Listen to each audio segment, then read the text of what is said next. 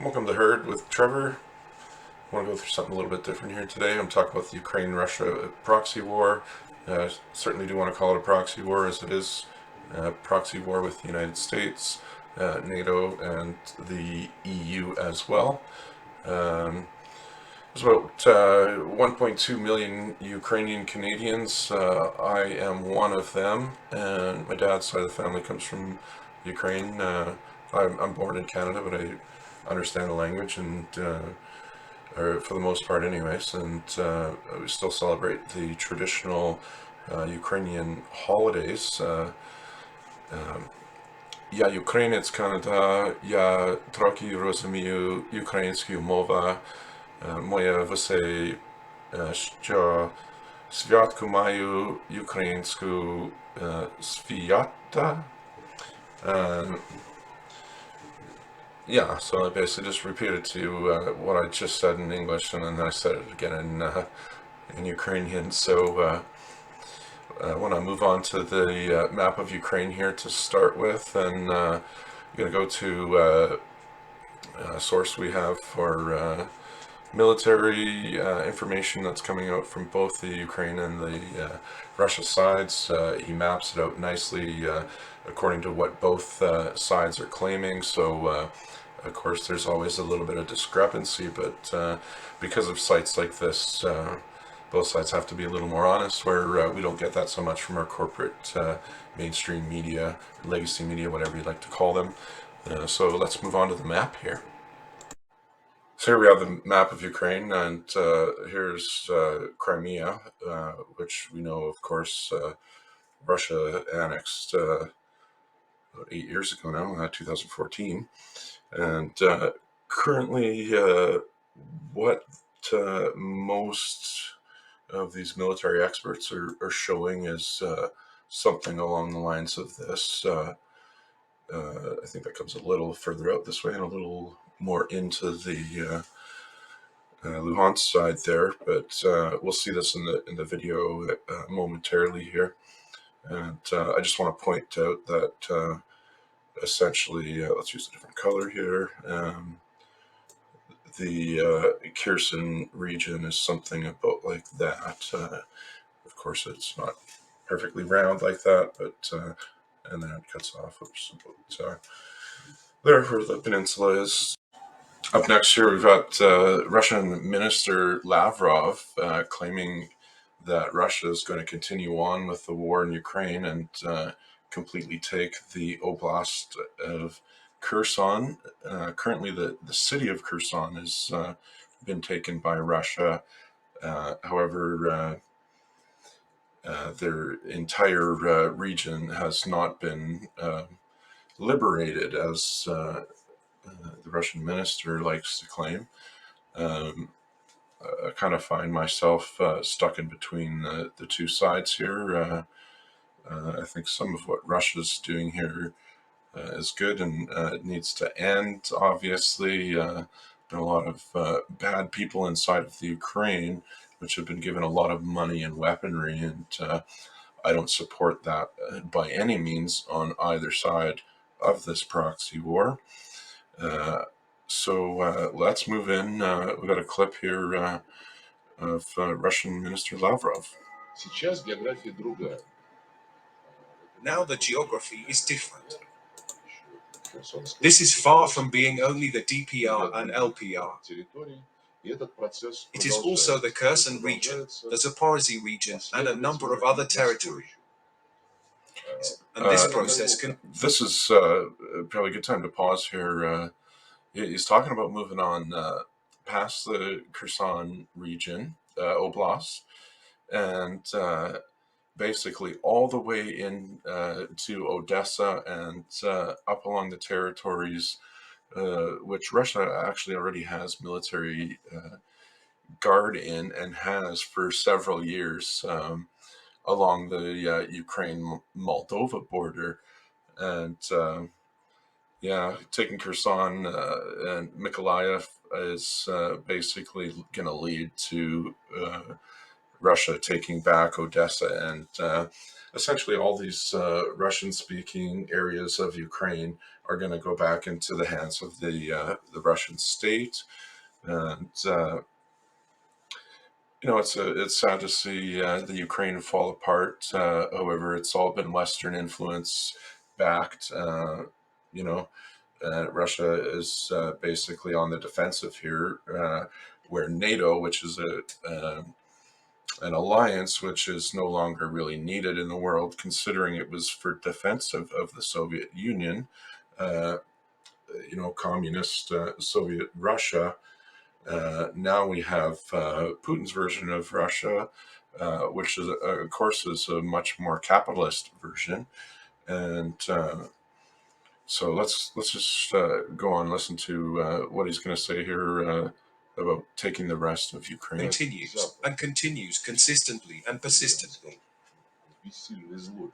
As the West, in impotent rage or in a desire to aggravate the situation as much as possible, pumps Ukraine with more and more long-range weapons. For example, HIMARS.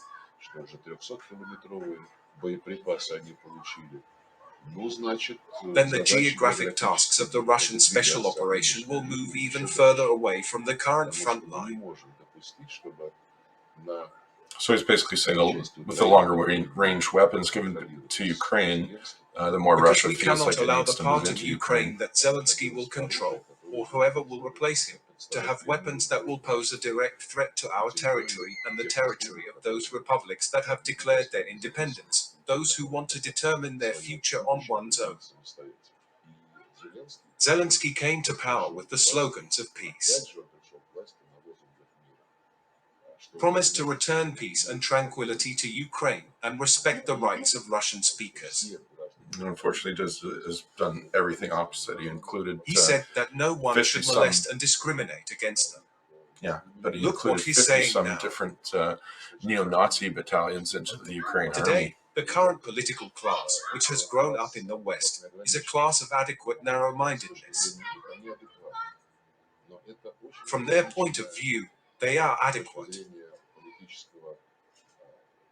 But in terms of political experience, in terms of outlook, they are very limited leaders. Thank you. All right, so there you have it. Lavrov calls the Western leaders to be very limited. This is a map from Military Summary's YouTube channel. It does a great job, as I was saying earlier. Let's talk about the Ukrainians' plans about the south. Of course, they understand that if they want to stop the Russians, if they want to prevent this encirclement, they need to start their own offensive operation, which will force the Russians to move their forces from Donbass occupation towards the south. Be able to start their offensive operation, and to be more precise. Just to pause it here on the left side here, Mykolaiv, that Russia taking this would ultimately lead to Odessa being taken and the Transcarpathian region of Western Ukraine along the eastern side of Moldova to be taken over as well. And that would shut off Ukraine's access to the Black Sea. Basically, traditionally, Ukraine's about 1,000 years old. Traditionally, it's only about 3 of the 27 regions that are currently in the Ukraine. All of this territory was given to the Ukraine by Russia. The very far west of the Ukraine was at one time part of Poland, and of course the Austria-Hungary Empire. There was Galicia, Chernovetsy, and Bukovina, all along the lines on the western side of Ukraine there. So it'll be interesting to see. We're from what we're hearing from Lavrov, Russia's full intent is to take back all of these Russian ethnic areas, and I don't know if Russia's really going to do anything about changing Western Ukraine But like I said, it's only been about 100 years, really, since Ukraine has had all these different regions, and most of those territories to the west were all given to them by Russia, even though some of them belong to other countries. I don't have enough time. I could do a whole show just on the Western Ukraine Poland situation, and but let's listen to the rest of the video here. Actually, I'm just going to go up to the point where he talks about the nuclear As power they will be plant. able to establish control over these fields. Why do I think that the Ukrainians first will try to establish control over these fields? Because today I got a very interesting report from Russian intelligence that according to the global vision, global scope, global understanding of the situation, the Ukrainians have three um, goals, three very big goals they need to achieve. The first one is to release and to return intact control over Kharkiv area. There is not much left, just like 30%, and they were pretty effective during the previous period. So it's one goal to liberate, to return control over entire Kharkiv area. The second global goal they need is to establish control over Kherson area, this one. And the third goal, third big victory the Ukrainians supposed may bring them a lot of benefit, is to return control over Energodar. And if we're talking about Energodar, it's the biggest nuclear power plant in the world, in the Europe. All right, I'm just going to stop it there. While he's got some great information on the military, he's actually wrong about the nuclear power plant. I can assure you, currently, without the ones that are in construction, Japan's got the largest. The Bruce Nelson nuclear facility is the second largest in Canada, and then there's a couple in Korea before we get into the one in Ukraine there. I think it was about 96 to 2000 ish that it was actually the largest in the world. There was some construction that was being built there that was started by the Soviet Union, which of course collapsed. Construction went to a halt for years, and then back in 96, I believe, is the year that it was completed here. And so I just want to go back to the map of Ukraine here and just show the regions which we've been talking about here that Lavrov's claiming that the Russians want to take over. So closing out here, I just want to talk about what Lavrov is claiming and what we know. What we know is the split goes somewhere along there, comes back in here, and what Lavrov is talking about taking over would first be this region, and then this region, and then we'll cut off Odessa, which of course would cut off all the access to the Black Sea. So that's all I've got for you today. And if you do like the video, please do like and subscribe. Thanks for watching.